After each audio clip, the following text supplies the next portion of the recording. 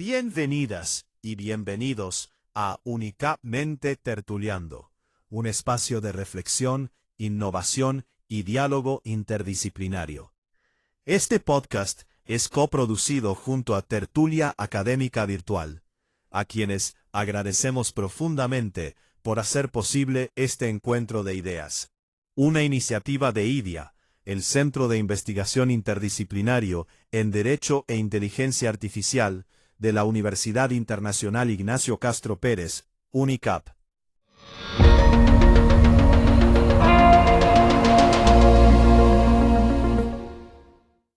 Bienvenidas, bienvenidos. Qué emoción estar aquí hoy con todos ustedes que están aquí al pendiente de UNICAP Mente Tertuliando, un programa, un espacio de difusión en donde básicamente acercamos el conocimiento, los expertos, esas personas que están detrás de esa profesión, a sus oídos, a su vista, a través del canal de YouTube, por supuesto, de Tertulia Académica Virtual, con quienes estamos concepto produciendo este programa, y aquí es donde les damos todos los agradecimientos, saludos cordiales y un muy buen aplauso al doctor Rafael Cepeda. ¿Cómo está, doctor? Muchas gracias por ese saludo tan efusivo, muy amable por esta breve presentación. Pues bastante bien, hoy con una invitada de lujo, mi doctora María Eugenia, quien ya hemos tenido la oportunidad de tenerla en diferentes actividades y hoy pues la vamos a tener en la entrevista. Qué maravilla tener semejante invitada el día de hoy. Estamos pero con un orgullo y a flor de piel con todas las emociones, y yo me atrevo a hacer una breve introducción aquí de doña María Eugenia Pérez Ramírez, una persona pero impresionante, licenciada, ojo, escuchan bien, licenciada en Administración de Empresas con énfasis en finanzas, con más de 20, señores, más de 20 años, ¿no es cierto?, de experiencia en gestión administrativa, financiera, académica, es decir, un grado de experiencia que no cualquiera lo tiene. Es especialista en cuentas por cobrar, análisis crediticio, conciliaciones bancarias, todos esos temas que muchas veces presuponen muchas dificultades. Así también tiene mucha experiencia en la gestión académica, en vinculación, en retención estudiantil. Ella llega donde la mayoría no. Ahí está el tema. Tiene el don de la palabra, tiene una sonrisa que nos encanta a todos y un grado de autenticidad y humildad que es muy, muy difícil de ver, sobre todo considerando todo el éxito que trae esta mujer por detrás. Con ustedes, hoy presentamos a doña María Eugenia Pérez Ramírez, quien nos acompaña en este capítulo y quien estará, por supuesto, generando todas las preguntas, ahí el peloteo inicial y etcétera, va a ser el doctor Rafael Cepeda. Yo me quedo en los controles, un poquito detrás de cámara, y voy a estar al pendiente de todo. Doctora, está en su casa. Doctor, muchísimas gracias por toda la gestión. No, al contrario, agradecerte a ti esas gentiles palabras. Y sí, tenemos una persona de lujo en el día de hoy con más de 20 años de experiencia y esa tiene que ser necesariamente la primera pregunta. Mi doctora María Eugenia, ¿cómo ha evolucionado desde pequeña, desde pequeña no en el sentido de niña, sino en el sentido profesional? Porque 20 años deben tener muchas anécdotas, muchas cosas para contar, muchas cosas para decirle, no solo a los profesionales que como su merced se desempeñan en este cargo, sino a los futuros que están, digamos que están entrando en primer semestre y ya se ven contadores, abogados y médicos y no han empezado de verdad lo que es la carrera. Entonces, comencemos por esa parte, Miro. Bueno, muchísimas gracias primero por la invitación. Yo creo que el profe Rafa me embarcó, pero así con esa presentación yo me siento así toda emocionada. Muchas gracias, profe Rafa. Bueno, muchas gracias por la invitación nuevamente. Mi nombre es Eugenia Pérez, como ellos ya lo mencionaron, yo vivo en Costa Rica. Bueno, nosotros acá, cuando somos poblaciones, digamos, en término medio, por decírselos así, nos cuesta mucho solo estudiar. Entonces nos tocaba trabajar y estudiar, ¿verdad? Yo salí del colegio hace, un montón de años, mejor no les cuento porque si no hacen números, entonces no se vale.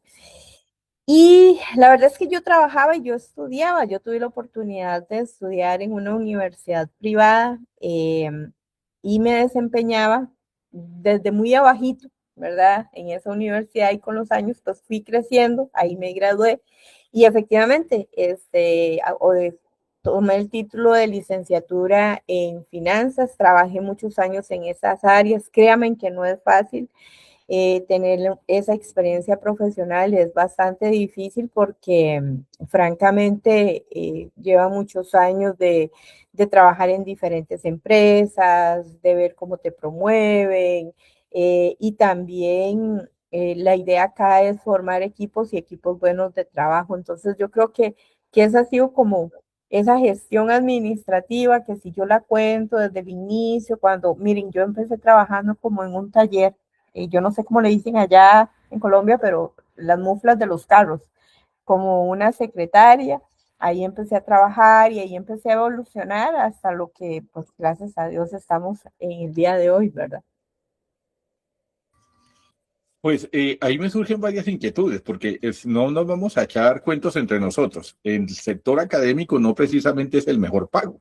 Sin embargo, su merced abandonó la parte empresarial, donde seguramente podía tener un penthouse en Miami, probablemente alguna casa en Villa del Mar, para venirse a formar a estos muchachos, aún sabiendo que el rédito económico no iba a ser el mismo, y seguramente digamos, la relevancia social no iba a ser igual. No es lo mismo ser la directora de la empresa tal multinacional que ser la directora de una institución universitaria. Entonces, quisiéramos que nos ayudes ese choque que se tuvo que haber dado entre venir de una empresa donde hay mejor remuneración, más estatus, más garantías, más clase, a ir a corregir niños, a ir a corregir futuros estudiantes. Bueno, profe Rafa, mire que yo empecé a estudiar en una universidad privada y también yo trabajaba en esa universidad. Yo trabajaba en la parte administrativa, en todo lo que era la parte de contabilidad, cuentas por cobrar. Tenía una jefatura que era la parte de tesorería, pero resulta que estando ahí una vez, y yo trabajaba en la parte de auditoría, entonces me tocaba ir a diferentes sedes de esa institución a hacer auditorías. Habían algunos procesos académicos que había que meterles mano y una persona llegó, se me acercó, que era un director de registro que todavía le tengo mucho cariño, me dijo, Eugenia, usted tiene pasta para trabajar en academia. Y yo le dije, ¿es en serio? Yo soy más numérica. Se llama don Pablo, por cierto. Entonces, de verdad, él me pasó del área donde estaba, me ofrecieron, pues obviamente, más plata. No crea, profe Rafa, me ofrecieron más plata. Y yo me pasé, pero yo me enamoré de la academia, usted lo ha dicho. Ahí fue cuando ya empecé con la parte académica, a dar clases, a visualizar toda esa parte y luego tuve la oportunidad pues, de trabajar en otras universidades y actualmente con la que trabajo llegué a un puesto que no era precisamente el que tengo ahora. Al año me cambiaron y me tocó la parte internacional, donde me involucré más con la academia, la parte internacional, nacional e internacional, con la parte académica, que la verdad es que es una combinación tan bonita, tan satisfactoria, que enseñar y estar al lado de sus niños, como dice usted, es de verdad, es algo diferente. Es más cansado, ¿verdad? Porque es más cansado, pero realmente enseñar es una gran satisfacción. Vamos a dejar por el momento la parte internacional, porque ya su merced me va evolucionando en las múltiples preguntas. Regresemos un poquitico a la parte profesional, porque no nos vamos a decir mentiras. Uno de los males endémicos que tenemos en América Latina es la corrupción. Y quienes son los responsables de detectar esos delitos de cuello blanco son las personas que trabajan en finanzas y son las personas que trabajan en las áreas contables. Y no nos vamos a echar cuento de que en países, por ejemplo, que aquí tenemos doctorados y doctorados, los que su merced se imagine, en detección de lavado de activos y en detección de desviación de fondos y no sé qué más, ¿cierto? Su merced, ¿qué le diría a un ex estudiante suyo o a un recién profesional que se encuentra con ese tipo de situaciones? Usted que estuvo ahí en la empresa y encontraba un desfase de eso, ¿qué hacía? Vean, son procesos muy difíciles cuando se trabaja en la parte de contabilidad, efectivamente, y la verdad es que usted se puede encontrar cualquier cantidad de fraudes, decepciones, porque también al tener personal y personal que lamentablemente pues tiene alguna mañilla por ahí, es muy difícil. Bueno, decir tal vez no, sino hacer, ¿verdad? Le toca a uno actuar como profesional y quitar a la persona en ese campo. Pero sí, es un campo difícil en gestiones que tienen que ver con fraudes y demás, pero yo creo que aquí entra también la parte profesional de uno, donde uno tiene que lidiar con estas cosas y tiene que tratar de que no sucedan. ¿Cómo no suceden? Bueno, implementando nuevos sistemas, implementando herramientas que faciliten que esas cosas no pasen. Hoy en día es una maravilla. La verdad es que sí es, porque si ustedes me pueden comparar hoy en día con hace 20, 30 años atrás, la verdad es que yo estoy feliz porque hay demasiadas herramientas para detectar este tipo de mañas que estabas comentando, ¿verdad? Y ahí es donde quiero que me agradaría que complementaras esa parte, porque digamos, su merced dice, de manera profesional yo decidí apegarme a lo que dice la norma, pero mucha gente se ve tentada, mucha gente aprovecha ese conocimiento, lo decimos, por ejemplo, uno extrañamente, ¿quiénes son los que mayormente caen en esos delitos de cuello blanco? Gente educada, formada, gente profesionales con maestría, doctorado y hasta de universidades pomposas que aparecen en noticias y que todo el mundo las reconoce como las mejores. Normalmente uno no ve a la niña del aseo en ese tipo de situaciones ni señor de la vigilancia, sino a esas personas que tienen esa situación. Entonces, quisiéramos que nos hicieras profundidad en ese lado. Su merced tomó el lado profesional, ¿cierto? Pero esa persona está ya en duda, no sabe qué hacer, no sabe cómo actuar. ¿Sí? Si delata, lo echan o se vuelve objetivo de no sé qué. Si no lo hace, como decimos popularmente, vende su alma al diablo. Su merced, ¿qué le diría a ese muchacho o a esa muchacha? Híjole, todo depende mucho de la formación que a ustedes les han dado primero en la casa. Ese muchacho o a esa muchacha. Híjole, todo depende mucho de la formación que a ustedes les han dado primero en la casa. Yo creo que eso tiene muchísimo valor. Todo empieza por la casa. Yo siempre he dicho que a nosotros, por la casa, yo siempre he dicho que a nosotros nos educan desde la casa. ¿Y qué les puedo decir? Definitivamente que si detectan ese tipo de situaciones, si tienen buenos valores, no lo sigan y que definitivamente tomen decisiones porque es un campo donde hay que ser firme, hay que ser un poquito duro. Usted me conoce, el profe Rafa me conoce un poquito y sabe que alguien decía por ahí, es que usted es cuadrada. Pues sí, soy cuadrada, pero es porque a mí me gusta que las cosas salgan bien y porque también a mí me inculcaron que esas cosas no se hacen, ¿verdad? Entonces, a un estudiante mío tiene que tomar decisiones, o sea, indiferentemente si te van a despedir o no, pero usted quede con el corazón limpio y saber que tienes pues puertas abiertas más adelante en otros lugares. Esa es la pregunta, justamente ahora sí empecemos a hablar de lo internacional, porque cuando uno empieza a actuar con conciencia, se le abren puertas y a veces puertas que uno ni siquiera pensaba que se le iban a abrir. Y dentro de esas puertas, ahora sí, nos agradaría que nos recordaras un poco la anécdota cuando viniste a Colombia, recién estábamos saliendo de la pandemia y casi que la primera actividad que hizo la universidad nuestra en su momento fue justamente lo de las clases de espejo y tuvimos la oportunidad de tenerla aquí en Bogotá. Y su merced nos contaba esa primera anécdota que me agradaría mucho dejarla plasmada en este podcast. Bueno, fíjense que yo trabajo actualmente con una universidad, otra vez privada en Costa Rica, es la Universidad San Marcos, es una universidad virtual. Y como al año de estar en el área donde actualmente me desempeño, me dice el rector, es que yo quiero que usted vea internacionalización. Y yo dije, la santísima, ¿y eso con qué se come? No, así yo dije, ¿y eso qué es? porque mi área era diferente, o sea, yo venía a hacer otra cosa diferente, venía a montar un departamento de permanencia y me desviaron para el lado de extensión e internacionalización. Tuve, creo que una muy buena aliada, no sé si puedo decir el nombre, profe Rafa, pero gracias a la doctora Ducova, doña Doris, yo empecé a investigar qué era.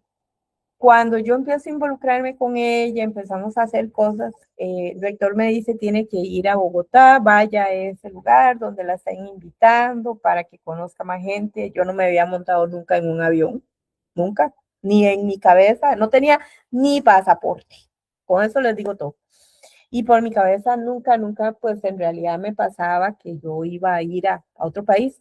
Y yo me monté en un país, en un avión, iba sola, y de hecho me pasó algo en Colombia en el aeropuerto, porque me decían que era frío, entonces yo llevaba botas, abrigo y todo, y estando en medio del aeropuerto me para un policía y me dice, me tengo que quitar las botas, ¿verdad? Entonces, imagínense en el susto que yo llegué allá a la Orsau, pero para mí llegar a conocer gente de otro lugar, ser mi primera experiencia, haber viajado sola en ese momento, eh, conocer más la parte académica, creo que me enamoré todavía más de lo que hoy en día estoy enamorada, porque son culturas diferentes, son sistemas totalmente diferentes a Costa Rica, entonces es muy rico porque uno conoce más. Muchas gracias. ¿Y cómo te pareció Bogotá? Pues ya que dijiste que viniste a Colombia y ya que nos haces esa descripción, la pregunta es natural, ¿cierto? De lo que viviste, ya vamos a concentrarnos en la parte académica, pero primero de la parte normal. ¿Cuántas veces te atracaron? Te pregunto, ¿no? Porque como aquí todo el mundo dice que uno ni bien se ha bajado del aeropuerto y ya le están quitando el celular, ¿cuántos celulares te tocó comprar? ¿Cuántos relojes te quitaron? Ninguno. Bogotá Te es corretearon mínimo, nunca. mínimo te tocó salir corriendo con No. alguien atrás. Mire, si hay algo que yo ame de Colombia es su gente. Son muy parecidos a los ticos, son muy amables, te ayudan mucho, te guían mucho. A mí nunca me robaron nada hasta el día de hoy. Lo único que no me gusta de allá es el frío, porque Costa Rica es un país muy caliente. Pero después de ahí, su gente hace que sea caliente, créanme. Entonces es hermoso, es un país muy bonito. Eh, Bogotá es una ciudad muy diferente. Imagínense que Costa Rica tiene 5 millones de habitantes. Ustedes tienen como 8 millones de habitantes solo Bogotá.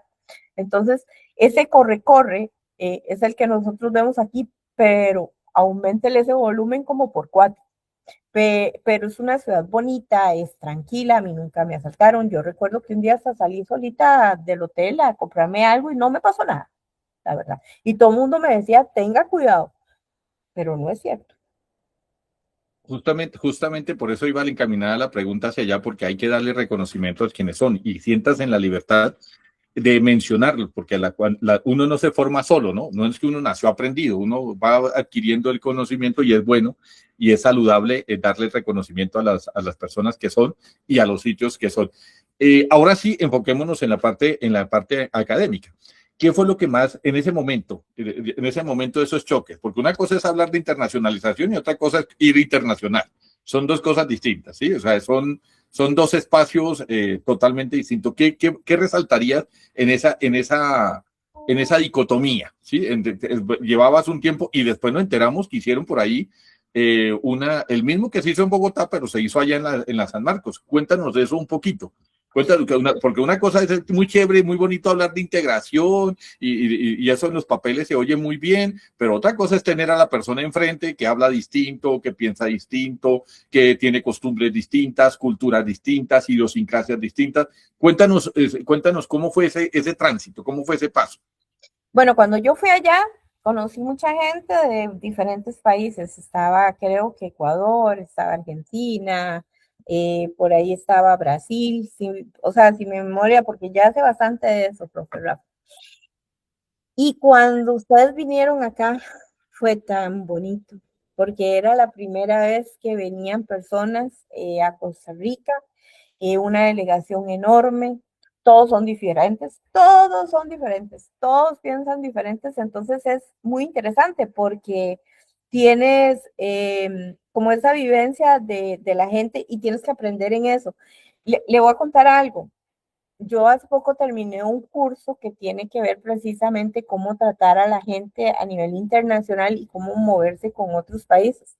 Yo hubiera querido tener eso hace unos años atrás, porque entonces, por ejemplo, mi amiga Silvina, ¿verdad? Que ella es argentina, es súper alegre, es súper dinámica, pero ellos son un poco diferentes a uno en el sentido de que son como más exigentes, diría yo. Entonces esas cosas vos las aprendes y sabes que es totalmente diferente como son acá en Costa Rica, ¿verdad? ¿Y qué resaltarías principalmente? ¿Qué verías tú de diferente? O sea, cuando dices son diferentes, ¿qué resaltarías? ¿Qué le dirías? Pues ya nos dijiste es una característica geográfica que es el frío. ¿Sí? Desde que acá estamos, y valga redundancia que el 90% de Colombia está en zona caliente. Extrañamente, son pocas ciudades las que están en clima frío, porque aquí no hay estaciones, aquí lo que hay es pisos térmicos, que aquí uno va bajando, aquí a hora y media de Bogotá ya empiezas a sentir calorcito, aquí nomás, creo que ustedes alcanzaron a ir, ¿no? A Melgar y demás, y ya la temperatura es 28 o 30 grados, como lo sería en la costa. Y aquí en Bogotá, por su parte, no supera los 20 grados centígrados. Pero la característica sociológica, la característica de las personas, digamos que encontrás, ¿cómo definirías esa diferencia, cierto, entre el tico y lo que más que encontraste en Latinoamérica? Ok, vamos a ver las personas. Yo antes se lo mencioné, ustedes son como más amables, apapachan más a la gente. Yo me metí a una tienda y solo iba a comprar una cosa y salí con una bolsa de este tamaño, porque me trató también esa muchacha que de verdad uno se siente bien. He tenido la experiencia en otros países que no ha sido así, porque la gente es como más pasca, más grosera, pero en Colombia no. Creo que ustedes tal vez por la historia del país los hace ser como diferentes a otros países, me explico. Tal vez porque han sufrido un poco, o sea, no sé si se puede decir de esa manera, profe, porque yo sé que Colombia ha tenido sus conflictos y ha sido un país que ha sufrido, entonces creo que esa es la parte que los hace ser como más humanos. Eso fue lo que yo más admiro de ustedes, créanme. Bueno, yo a usted no le tengo que rogar para pedirle algo y eso me encanta. Muchas gracias. Y siempre ten la certeza de que cuando necesites apoyo, aquí lo tienes. Y ya que su merced menciona eso, eh, ¿cómo le promocionarías a los estudiantes tuyos que hagan estos procesos de internacionalización? Porque valga la redundancia lo que tú dices. Normalmente cuando uno habla de estos temas, hay sitios donde está vedado. Hay profesores que ven esto como si fuera una especie de tótem que no se puede tocar, que no se puede, el fantasma que no se puede hablar, porque eso significa más trabajo, significa más problemas, significa digamos, significa abandonar el currículo, significa, le ponen cualquier cantidad de peros. Y si eso lo hacen los docentes, ni hablar, que eso también lo hacen los estudiantes, porque una cosa es muy bonito en el pensum decir, vamos a propender por la integración latinoamericana, por la tolerancia y el respeto al otro, y otra cosa es tenerlo enfrente. Y otra cosa es verlo tú a tú. Y otra cosa es entender que su idiosincrasia es distinta a la mía. Entonces, ese choque que tú viviste, ¿cómo se lo podrías traducir a alguien? Primero hagámoslo en Costa Rica y después ya lo hacemos con el resto de países de Latinoamérica. Ok, si lo comparo con ustedes, ¿verdad? Yo le voy a contar algo.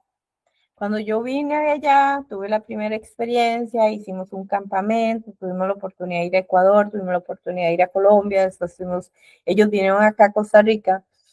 Y ahora, desde hace 3 años para atrás, yo genero giras académicas con los estudiantes de la universidad.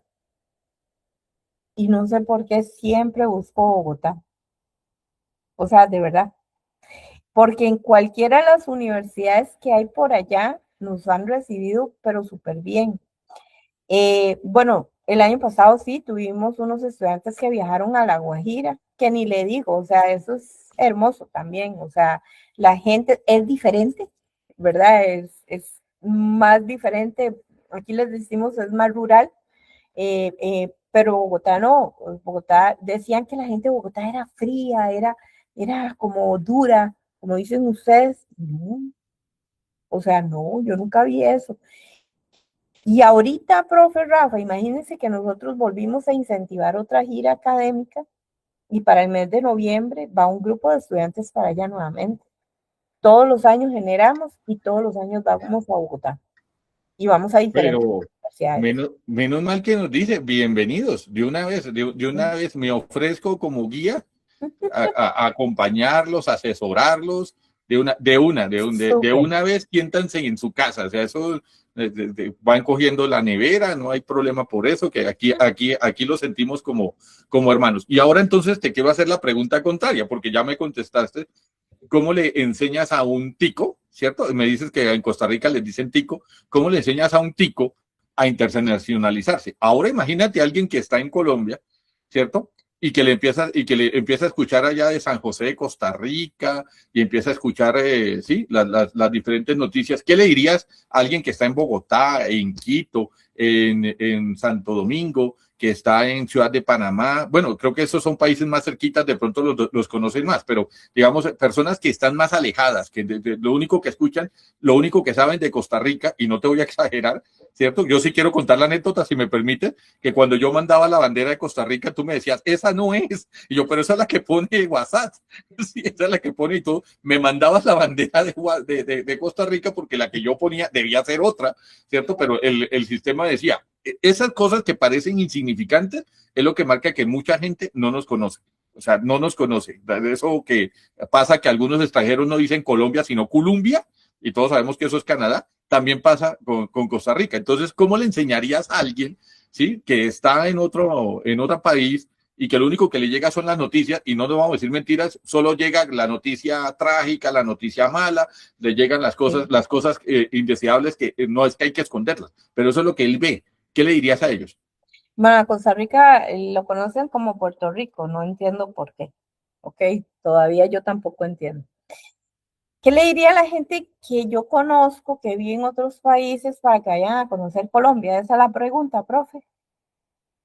Eso es lo que me planteas. Sí, imagínate que yo no, Vean, yo no he ido, y la verdad yo no he ido. Entonces quiero ir y prendo el televisor y todas las noticias que tú ves en tu noticiero, imagínate que esa la estoy viendo yo, pero tú estás allá, yo no. que Yo me conozcan imagino que eso Colombia es o que conozcan Costa Rica. que conozcan Costa Rica. Ok, vamos a ver. Costa Rica es un país pequeñito. Hoy en día, pues la cantidad de migrantes ha aumentado, entonces tenemos como esa combinación del tico, venezolano, colombiano y también el nicaragüense. Eh, pues, digamos, hay como ya esa combinación de razas. Es un país que no tiene ejército. Alguien en Colombia me preguntó cuando fui la primera vez quién nos cuidaba.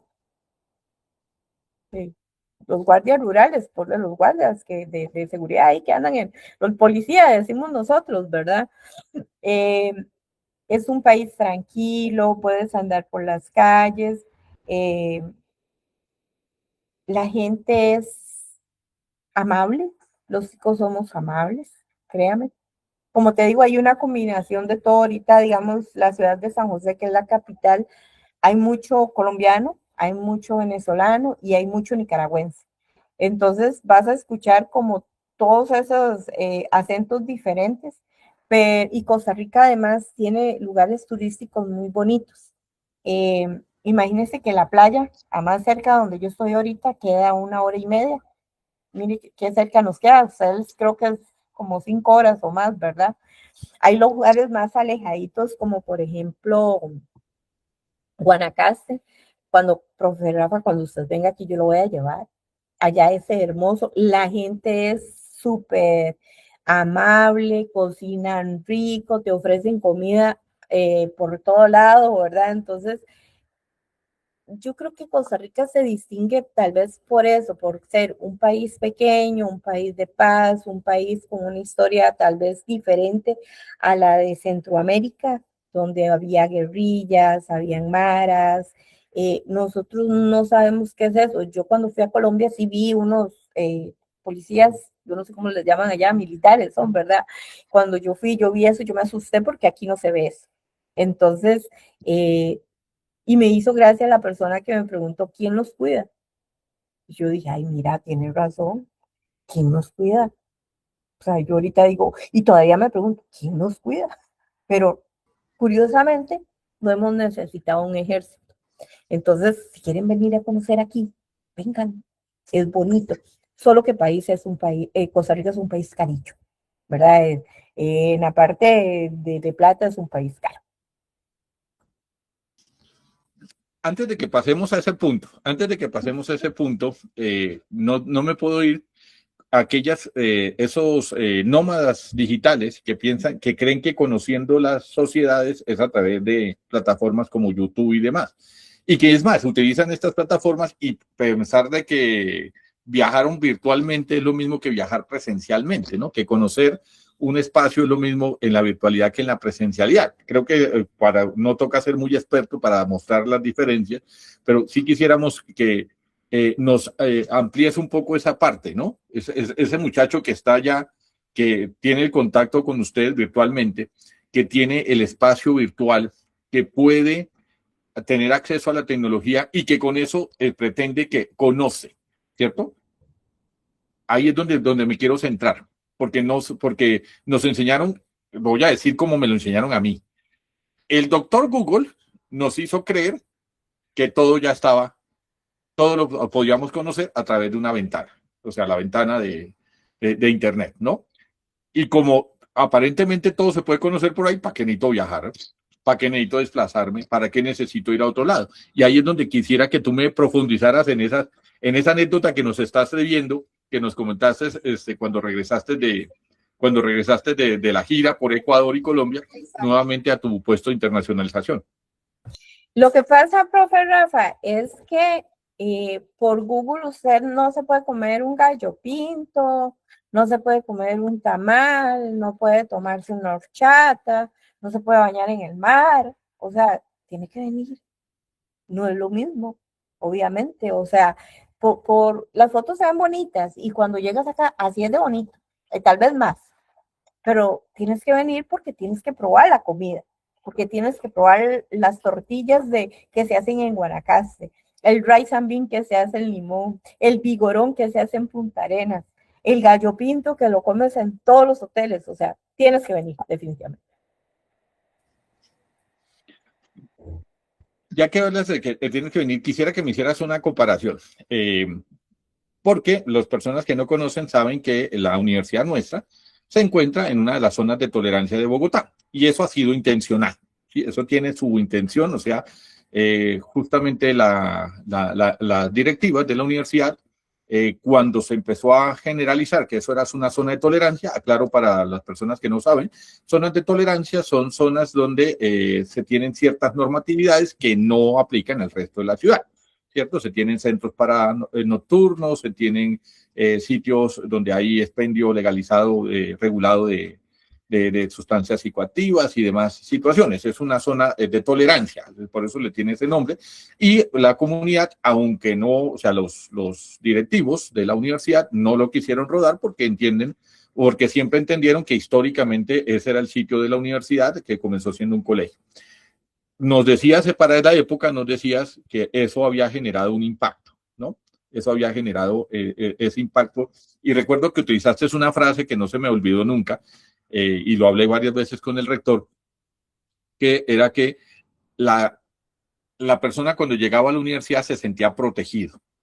O sea, habiendo una zona de tolerancia alrededor, cuando llegaba a la universidad se sentía protegido. Ahí es donde quiero preguntarte, ¿esa protección la has notado en otros lados? ¿La has notado cuando saliste a otros países? No digamos los nombres para no señalar instituciones, pero digamos, la encontraste en otra parte, que la institución también se convierta en ese ente protector de esa comunidad.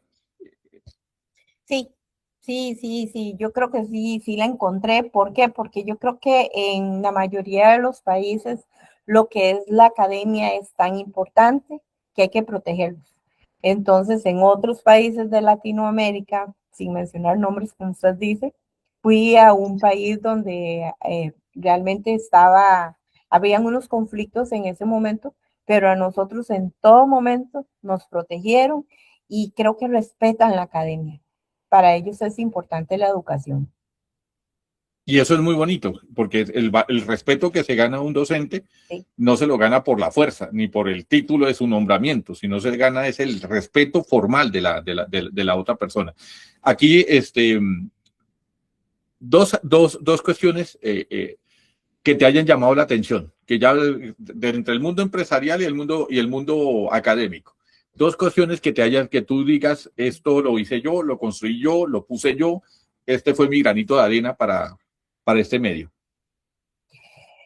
Bueno, yo creo que a nivel empresarial, más que todos los aportes a nivel tecnológico, a pesar de que yo no soy de esa área, creo que se implementaron muchísimas cosas donde agilizaron procesos, ¿verdad? Y a nivel académico, creo que es más que todo la parte de extensión, ese granito de arena que le puedes dar la oportunidad a alguien, por ejemplo, de estudiar con una beca, de que pueda ir a una universidad, prepararse y salir de aquel barrio turbio donde vivía para poder hacer una nueva vida. Eh, la academia es que es la academia, profe Rafa, ¿cómo le digo? Es tan amplia, es tan bonita, es tan acogedora. Eh, yo soy enamorada de la academia y creo que me moriré con la academia. Esa es la diferencia entre profesión y vocación. ¿Sí? Algunos son profesionales, otros tenemos vocación, más allá. Por eso muchas veces nos dicen, pero por tan poquito lo hacen, porque no vamos Es más, necesariamente por la plata. le voy a contar algo. Yo nunca me pensé ver como una docente, por ejemplo, y hoy en día disfruto dar clases, disfruto poder tener ese relacionamiento con los muchachos, las muchachas, saber que usted deja un granito de arena, que aprenden de verdad, y tal vez inclusive, ¿por qué no marcar hasta una vida? Qué bonito, ¿verdad? Justamente me diste en el clavo. ¿Cómo le podrías proyectar a un muchacho, ahorita que acabó de entrar, se matriculó recientemente a las universidades de San Marcos? ¿Cómo le podrías vender estos procesos de internacionalización? ¿Cómo le podríamos vender de que no abandone la academia? ¿Cómo le podemos vender de que lo que va a aprender no es solo a sacar una nota, no solamente a repetir lo que otros han escrito o han dicho, sino que es mucho más relevante que eso? ¿Cómo le podrías transmitir a ese muchacho, ¿cierto? El que no se quede con lo que ve en internet o lo que ve en medios masivos, sino que salga, conozca, explore, viaje, ¿sí? Interactúe con otros, o sea, que el aprendizaje se convierta no en para tener un título bonito en la pared, sino para tener una actitud frente al mundo. Hay que relacionarlos con otras universidades y eso es lo que hemos estado haciendo. Yo les decía a ustedes que la pandemia, a pesar de que fue muy fea, muy crítica, muy todo en el mundo, también fue una bendición, porque entonces a través de estas herramientas, el Team, el Google Meet, el Zoom, etcétera, tuvimos la oportunidad de acercarnos, aunque sea de manera virtual, y que los estudiantes tengan esa relación con otro profesor y con otros compañeros. A mí me pasó, profe Rafa, en un grupo donde yo trabajé unas partes académicas con otro profesor, un COI, y curiosamente terminaron haciéndose amigos. Entonces, unos chicos de Costa Rica viajaron allá ya por vacaciones y ya conocieron a los compañeros que habían conocido en el aula. Entonces, creo que estas herramientas de hoy en día, la tecnología definitivamente nos permite que, que ellos tengan esa interacción, ¿verdad? Y nosotros como docentes tenemos que decirles, vengan, lleven una clase espejo, lleven un COIL, escuchen este masterclass, porque definitivamente eso a ellos les permite conocer otras culturas, también transmitir conocimiento diferente al que reciben en las universidades y eso para su CV es grandioso, ¿verdad?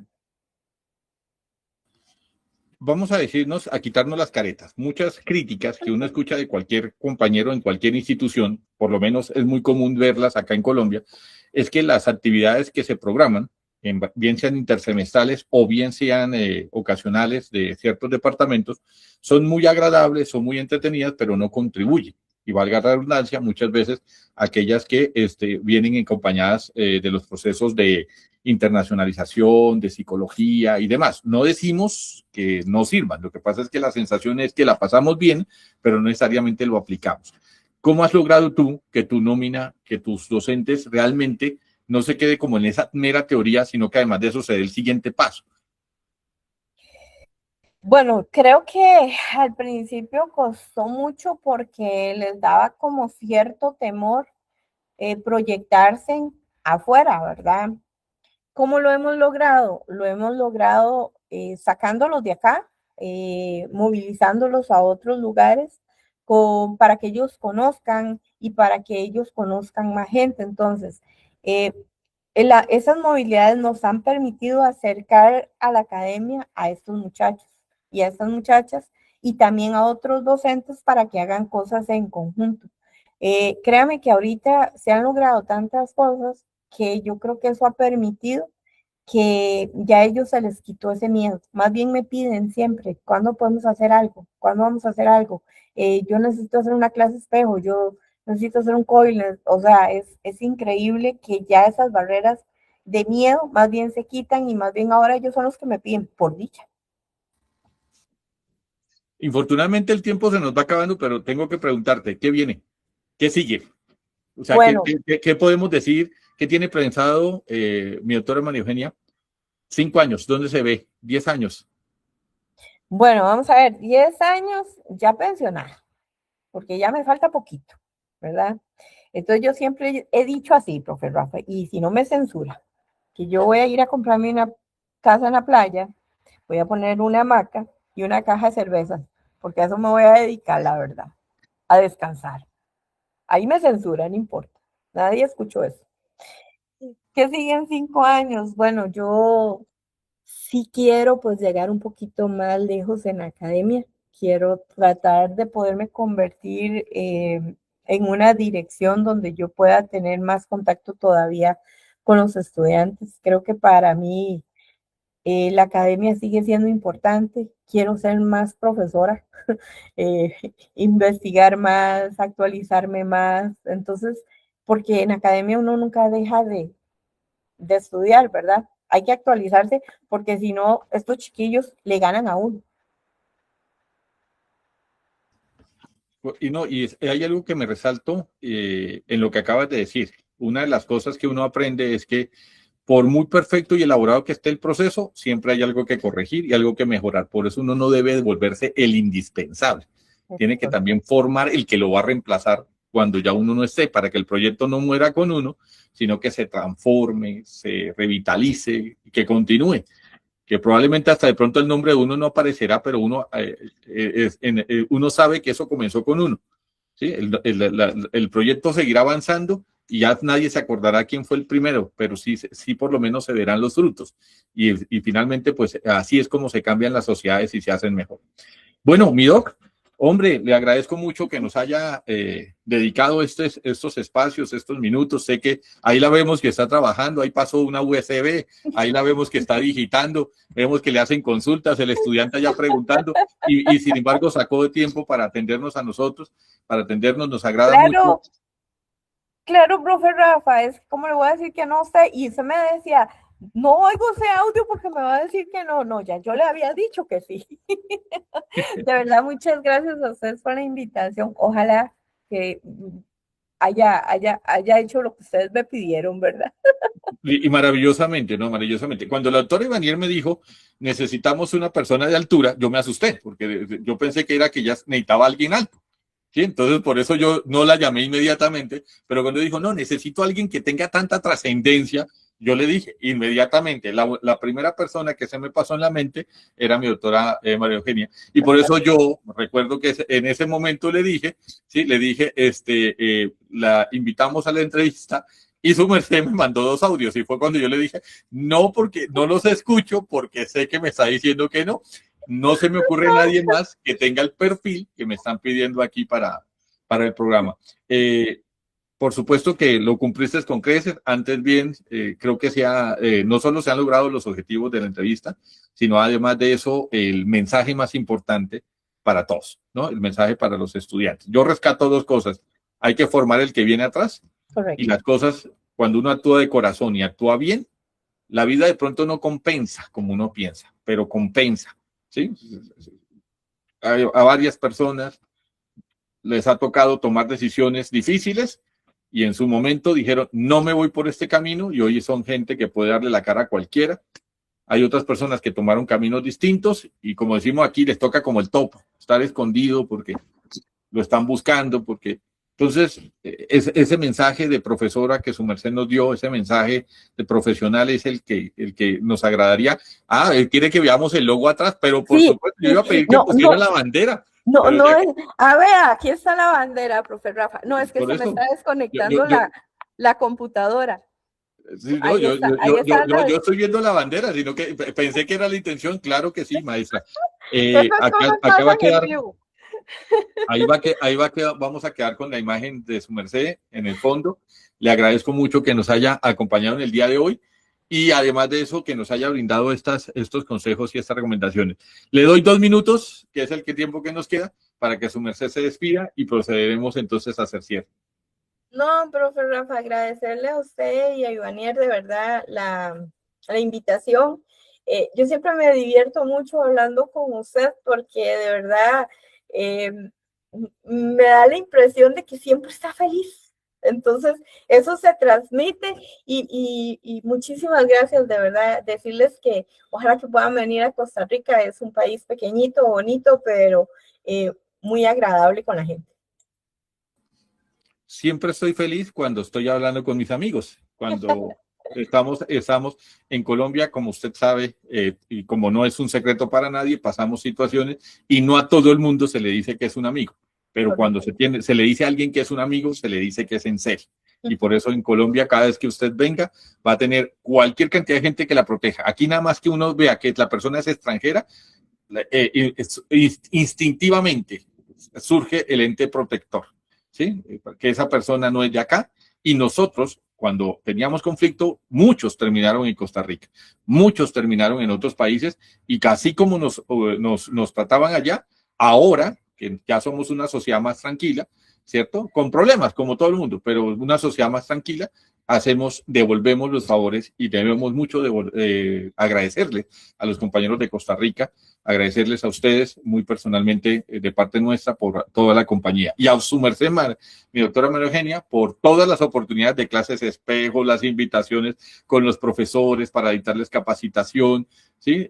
Ni hablar de que uno piensa, ¿y yo cómo voy a capacitar a un doctor de la Universidad de San Marcos? Antes bien debería enseñarme a mí, pero le agradezco que nos ha abierto esas puertas, nos ha abierto esas oportunidades y no le quitamos más. Mi doctora Ivanier.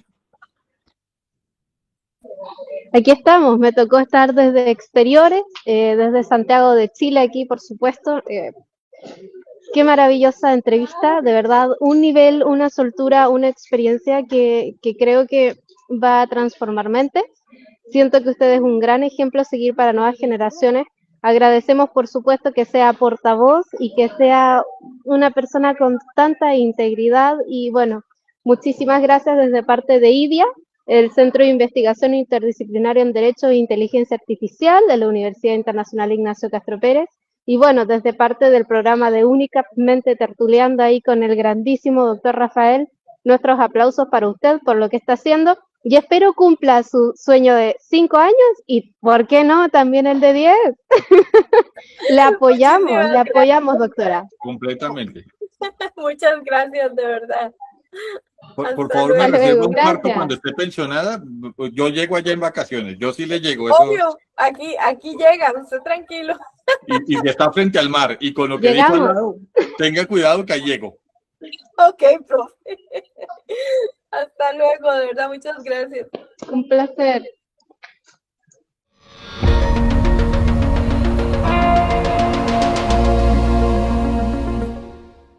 Hasta el próximo encuentro.